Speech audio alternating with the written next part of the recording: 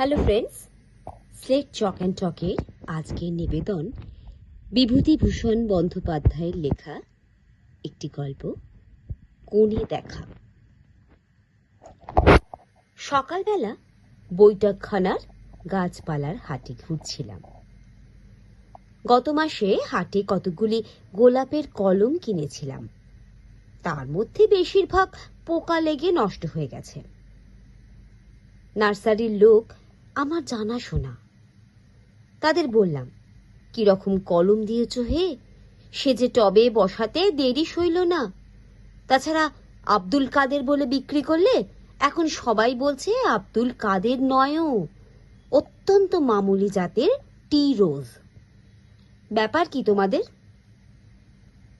নার্সারির পুরনো লোকটাই আজ আছে, সেদিনে ছিল না তাই ঠকেছিলাম।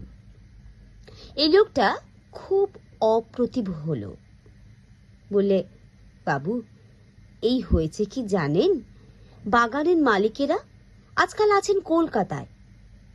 আমি একা সব দিক দেখতে পারিনি, ঠিকই উড়ে মালি নিয়ে হয়েছে কাজ। তাদের বিশ্বাস করলে চলে না, আবার না করলেও চলে না। আমি তো সব দিন হাট সামলাতে পারিনি বাবু, ওদেরই ধরে পাঠাতে হয়। আমি বনেছিলাম টিরোজ 3 ডজন, আমি তো তার কাছ থেকে টিরোজেরই দাম নেব। এখানে এসে যদি আব্দুল কাদের বলে বিক্রি করে তো তারই লাভ, বাড়তি পয়সা আমার নয় তার। বুঝলেন না বাবু? বাজার খুব জেগেছে। বর্ষার নওয়ালি মুখ, নানা ধরনের গাছের আমদানি হয়েছে। বড় বড় বিলেতি দুপাটি, মতিয়া, বেল, অতশীলতা, রাস্তার ধারে সারিতে নানা ধরনের পাম, ছোট ছোট পাম থেকে ফ্যান পাম ও বড় টবে ভালো এরিকা পামও আছে। সূর্যমুখীর যদিও এ সময় নয়, কিন্তু সূর্যমুখী এসেছে অনেক। তাছাড়া কলকাতার রাস্তায় অনভিজ্ঞ লোকেদের কাছে অর্কিড বলে যা বিক্রি হয়, সেই নারকেলের ছোবড়া ও তার বাঁধা ফার্নও রঙিন আগাছা যথেষ্ট বিক্রি হচ্ছে। লোকের ভিড়ও বেশ। হঠাৎ দেখি আমার অনেক দিন আগেকার পুরনো রুমমেট হিমাংশু, সাথে 3 নম্বর কানাই সরকারের লেনে মেসে তার সঙ্গে অনেক দিন এক ঘরে কাটিয়েছি। সে আজ 7-8 বছর আগেকার কথা। তারপর সে কলকাতা ছেড়ে চলে যায়, আর তার কোনো খবর রাখিনি আজকাল। এই যে হিমাংশু, চিনতে পারো? হিমাংশু চমকে পেছনে ফিরে চাইলে এবং কয়েক সেকেন্ড সবিস্ময়ে আমার দিকে চেয়ে থাকার পরে সে আমায় চিনলে। হাত বাড়িয়ে এগিয়ে এলো হাসি মুখে। আরে জগদীশ বাবু যে! তারপর, ও আপনার সঙ্গে 1 যুগ পরে। ওহ, তারপর আছেন কেমন বলুন? আমি বললাম, তোমার গাছপালার শখ দেখছি আছে হিমাংশু। সেই মনে আছে দুজনে কতদিন এখানে হাটে আসতাম? হিমাংশু হেসে বললে, তার মনে নেই? সেই আপনি দার্জিলিং এর লিলি কিনলেন, আপনার তো খুব শখ ছিল লিলির। এখনো আছে। আসুন আসুন, অন্য কোথাও গিয়ে একটু বসি। ও মেশটার কোনো খবর আর রাখেন নাকি? আচ্ছা, সেই অনাদি বাবু কোথায় গেল খোঁজ রাখেন? আর সেই যে মেয়েটি স্টোভ জ্বালাতে গিয়ে হাত পা পুড়িয়ে ফেললে, মনে আছে? তার বিয়ে হয়েছে? দুজনে গিয়ে একটি চায়ের দোকানে বসলাম। এই গল্প ও গল্প, নানা পুরনো দিনের কথা। তার কথাবার্তার ভাবে বুঝলাম সে কলকাতায় এসেছে অনেক দিন পরে। জিজ্ঞেস করলাম, আজকাল কোথায় থাকো হিমাংশু? সে বললে, BARA একটা স্টেশনে বুকিং ক্লার্ক ছিলাম, টাটানগরের ওদিকে। কিছুদিন থাকার পর দেখলাম জায়গাটার মাটিতে ভারী চমৎকার ফুল জন্মায়, জমিও সস্তা। সেইখানেই এখন আছি। ফুলের বাগান করেছি। তুমি তো জানো বাগানের শখ আমার চিরকাল। কিছু চাষবাসের জমি নিয়েছি, তাতেই চলে যায়। কিন্তু সেসব কথা থাক, আজ এখন একটা গল্প করি, শোনো। গল্পের মতো শোনাবে, কিন্তু আসলে সত্যি ঘটনা। আর আশ্চর্য এই, 10 বছর আগে যখন তোমাদের মেসে থাকতাম, তখন এই গল্পের শুরু এবং এর সমাপ্তি ঘটেছে গতকাল। আমি বললাম, ব্যাপার কি?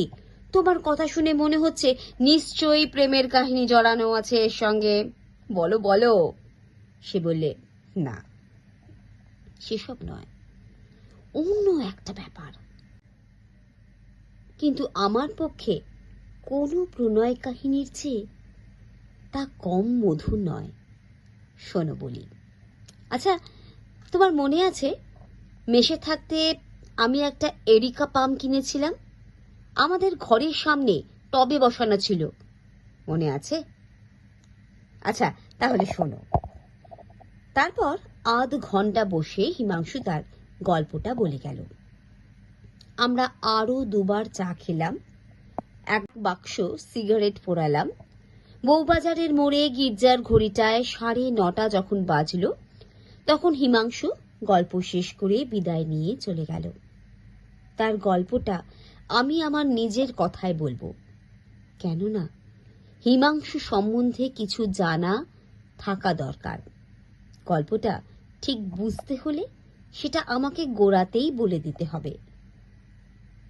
হিমাংশু যখন আমার সঙ্গে থাকতো, তখন তার চাল চলন দেখলে মনে হবার কথা যে সে বেশ অবস্থাপন্ন ঘরের ছেলে। সে যে আহার বিহারে বা বেশভূষায় খুব বেশি শৌখিন ছিল তা নয়।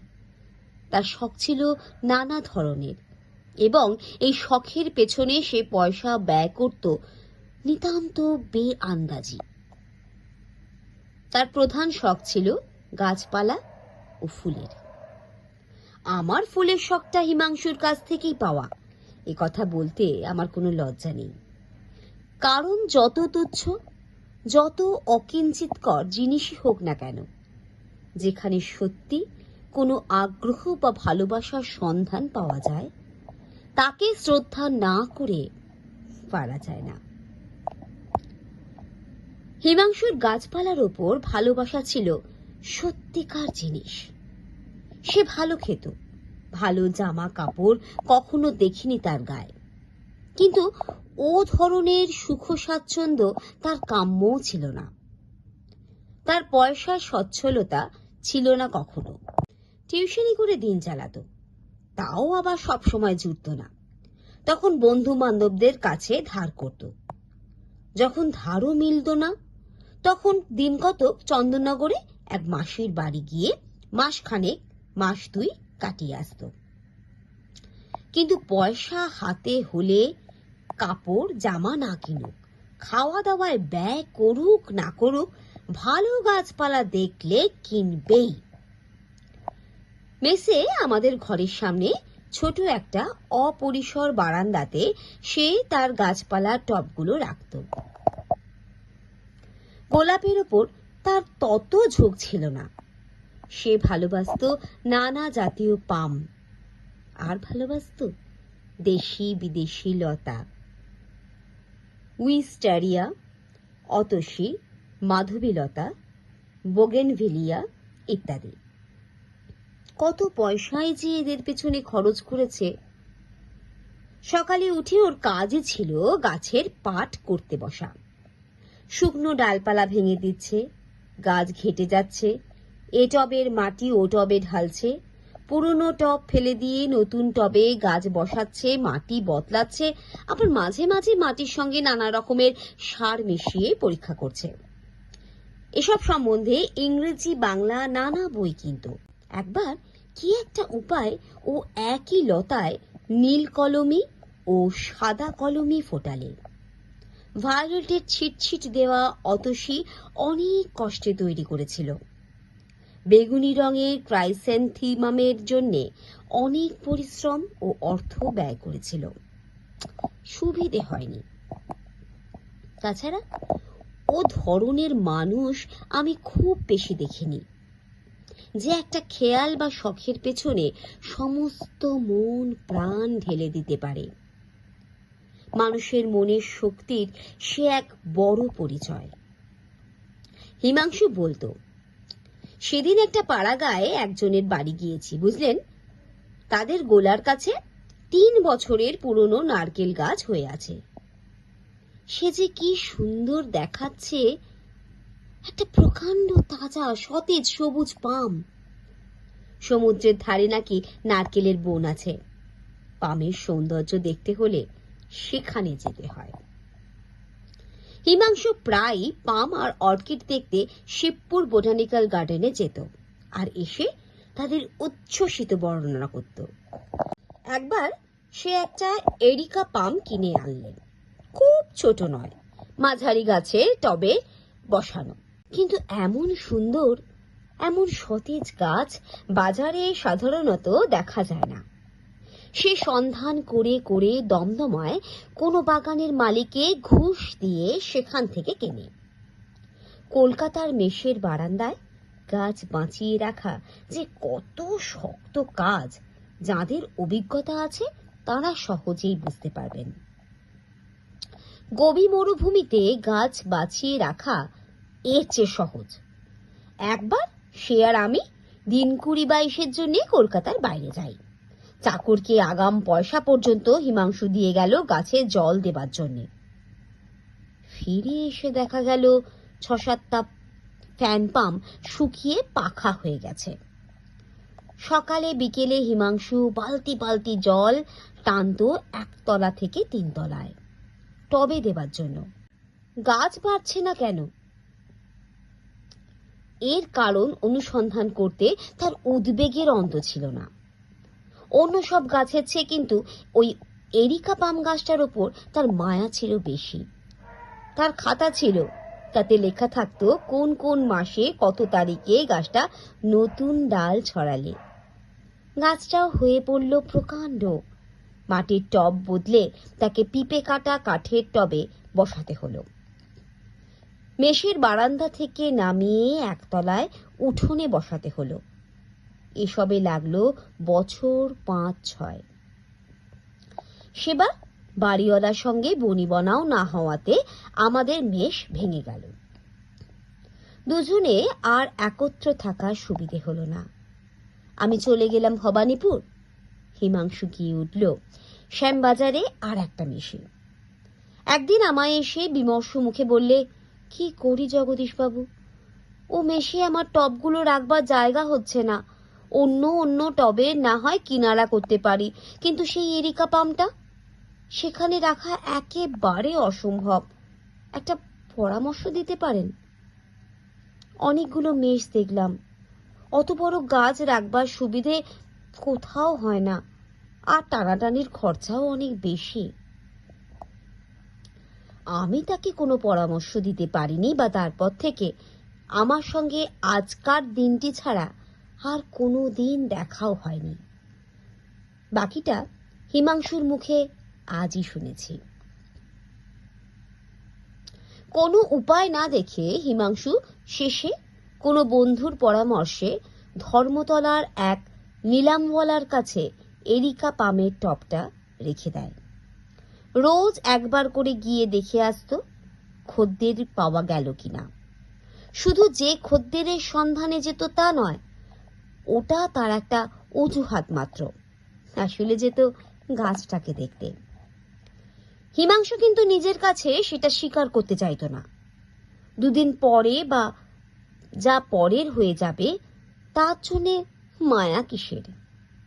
তবুও একদিন যখন গিয়ে দেখলে গাছটার সে নধর সতেজ শ্রী যেন ম্লান হয়ে এসেছে। নিলামওয়ালারা গাছে জল দেয়নি, তেমন যত্ন করেনি। সে লজ্জিত মুখে দোকানের মালিক একজন ফিরিঙ্গি ছোকরাকে বললে, গাছটার তেমন তেজ নেই, এই গরমে জল না পেলে, দেখতে ভালো না লাগলে বিক্রি হবে কেন? জল কোথায় আছে? আমি নিজে না হয়, কারণ 2 পয়সা আসে, আমারই তো আসবে। তারপর থেকে যেন পয়সার জন্যই করছে এই অছিলায় রোজ বিকেলে নিলামওয়ালার দোকানে গিয়ে গাছে জল দিত। একদিন দেখত দোকানের চাকরেরা আগে থেকেই জল দিয়েছে। রোজ নিলামের ডাকের সময় সে সেখানে উপস্থিত থাকত। তার গাছটার দিকে কেউ চেয়েও দেখে না। লোকে চেয়ার, টেবিল, সোফা, আলমারি কিনছে। ভাঙা পুরনো ক্লক ঘড়ি পর্যন্ত বিক্রি হয়ে গেল, কিন্তু গাছের শখ খুব বেশি লোকের নেই। গাছটা আর বিক্রি হয় না। একদিন নিলামওয়ালা বললে, বাবু, গাছটার তো সুবিধে হচ্ছে না, তুমি নিয়ে যাবে ফেরত? কিন্তু ফেরত নিয়ে গিয়ে তার রাখার জায়গা নেই, থাকলে এখানে সে বিক্রির জন্য দিয়েই বা যাবে কেন? সে সময় তার অত্যন্ত খারাপ যাচ্ছে। চাকুরির চেষ্টায় আকাশ পাতাল হাতড়ে কোথাও কিছু মিলছে না। নিজের থাকবার জায়গা নেই তো পিঁপে কাটা গাছের টবে বসানো অত বড় গাছ রাখে কোথায়? মাসখানেক পরে হিমাংশুর অবস্থা এমন হলো যে আর কলকাতায় থাকাই চলে।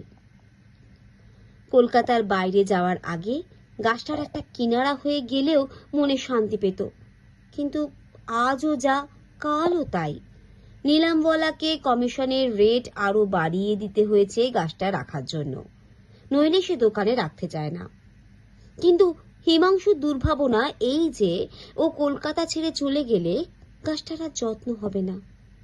নিলামওয়ালার দায় পড়েছে, কোথাকার একটা এরিকা পাম গাছ বাঁচলো কি মলো, অত তদারক করবার তার আর গরজ নেই। কিন্তু শেষে বাধ্য হয়ে কলকাতা ছাড়তে হলো হিমাংশুকে। অনেক দিন পর সে আবার এলো কলকাতায়। নিলামওয়ালার দোকানে বিকেলে গেল গাছ দেখতে। গাছটা নেই, বিক্রি হয়ে গিয়েছে 7.5 টাকায়। কমিশন বাদ দিয়ে হিমাংশুর বিশেষ কিছু রইল না। কিন্তু টাকার জন্য ওর অত দুঃখ নেই। এতদিন পরে সত্যি সত্যি গাছটা পরের হয়ে গেল। তার প্রবল আগ্রহ হলো গাছটা সে দেখে আসে। নিলামওয়ালা সাহেব প্রথমে ঠিকানা দিতে রাজি নয়, নানা আপত্তি তুললে। বহু কষ্টে তাকে বুঝিয়ে ঠিকানা জোগাড় করলে। সার্কুলার রোডের এক সাহেবের বাড়িতেই গাছটা বিক্রি হয়েছে। হিমাংশু পরদিন সকালে সেখানে গেল। সার্কুলার রোডের ধারেই বাড়ি, ছোট গেটওয়ালা কম্পাউন্ড, উঠোনের একাধারে একটা বাতাবি লেবু গাছ, গেটের কাছে একটা চারা পাকুর গাছ। সাহেবের গাছপালার শখ আছে, পাম অনেক রকম রেখেছে, তার মধ্যে ওর পামটাই সকলের বড়। হিমাংশু বলে সে 1000টা পামের মধ্যে নিজেরটা চিনে নিতে পারে। কম্পাউন্ডে ঢুকবার দরকার হলো না, রাস্তার ফুটপাত থেকেই বেশ দেখা যায়। বারান্দায় উঠবার পৈঠার ধারেই তার পিপে কাটা টপ শুদ্ধ পাম গাছটা বসানো রয়েছে। গাছের চেহারা ভালো, তবে তার কাছে থাকবার সময় আরো বেশি সতেজ সবুজ ছিল। হিমাংশুর মনে পড়ল এই গাছটার কবে কোন ডাল গজালো তার খাতায় নোট করা থাকতো। ও বলতে পারে প্রত্যেকটি ডালের জন্ম কাহিনী। একদিন তার মনে ভারী কষ্ট হলো। সেদিন দেখলে সাহেবের মালি নিচের দিকে ডালগুলো সব কেটে দিয়েছে। মালিকে ডাকিয়ে বললে, ডালগুলো ওরকম কেটেছো কেন? মালিটা ভালো মানুষ, বলে, আমি কাটিনি বাবু, সাহেব বলে দিলে নিচের ডাল না কাটলে উপরের কচি ডাল জোর পাবে না। বললে টবের গাছ না হলে ও ডালগুলো আপনা থেকেই ঝরে পড়বে। হিমাংশু বললে, তোমার সাহেব কিচ্ছু জানে না, যা ঝরে যাবার তা গিয়েছে। অত বড় গুড়িটা বের হয়েছে তবে কি করে, আর ভেঙো না। বছর 3-4 কেটে গেল। হিমাংশু গাছের কথা ভুলেছে। সে গালুডি না ঘাটশিলার ওদিকে কোথাও জমি নিয়ে বসবাস করে ফেলেছে ইতিমধ্যে। গাছপালার মধ্যে দিয়েই ভগবান তার উপজীবিকার উপায় করে দিলেন। এখানে হিমাংশু ফুলের চাষ আরম্ভ করে দিলে সুবর্ণ রেখার তীরে। মাটির দেওয়াল তুলে খড়ের বাংলো বাঁধলে। একদিকে দূরে অনুচ্চ পাহাড়, নিকটে দূরে শালবন, কাঁকুর মাটির লাল রাস্তা, অপূর্ব সূর্যোদয় ও সূর্যাস্ত। ফুলের চাষে সে উন্নতি করে ফেললে খুব শিগগির। ফুলের চেয়েও বেশি উন্নতি করেছে চীনা ঘাস ও ল্যাভেন্ডার ঘাসের চাষে। এই জীবনই তার চিরকালের কাম্য ছিল। ও জায়গা ছেড়ে শহরে আসতে ইচ্ছেও হতো না। বছর 2 কাটলো আরও। ইতিমধ্যে সে বিবাহ করেছে, সস্ত্রীক ওখানেই থাকে। আজ 3 দিন হলো সে কলকাতায় এসেছে, প্রায় 5-6 বছর পরে। কাজকর্ম সেরে কেমন একটা ইচ্ছে হলো। ভাবলে দেখি তো সেই সাহেবের বাড়িতে আমার সেই গাছটা আছে কিনা। বাড়িটা চিনে নিতে কষ্ট হলো না, কিন্তু অবাক হয়ে গেল বাড়ির সেই স্ত্রী আর নেই। বাড়িটাতে বোধহয় মানুষ বাস করেনি বছর 2 কি তার বেশি।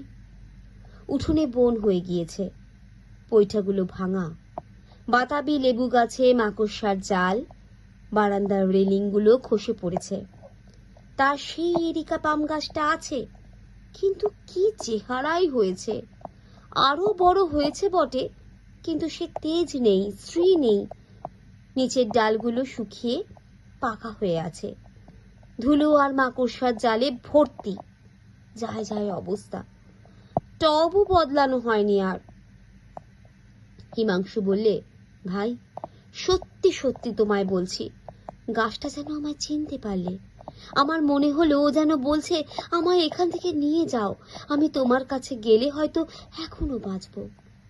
ছেড়ে যেও না এবার, আমায় বাঁচাও। রাত্রে হিমাংশুর ভালো ঘুম হলো না। আবার সার্কুলার রোডে গেল। সন্ধান নিয়ে জানলে সাহেব মারা গিয়েছে। বুড়ি মেম রয়েছে ইলিয়ট রোডে। পয়সার অভাবে বাড়ি সারাতে পারে না, তাই ভাড়াও হচ্ছে না। এই বাজারে ভাঙা বাড়ি কেনার খদ্দেরও নেই। মেমকে টাকা দিয়ে গাছটা ও কিনে নিলে। এখনো সার্কুলার রোডের বাড়িটাতেই আছে। কালও গালুডিতে ফিরে যাবে, গাছটাকে নিয়ে যাচ্ছে সঙ্গে করে। বিদায় নেবার সময় হিমাংশু বললে, বৈঠকখানা বাজারে এসেছিলাম কেন জানো? আমার সাধ হয়েছে ওর বিয়ে দেব, তাই একটা ছোট খাটো অল্প বয়সে দেখতে ভালো পাম খুঁজছিলাম। পাগল নয় হে, পাগল নয়, ভালোবাসার জিনিস হতো তো বুঝতে।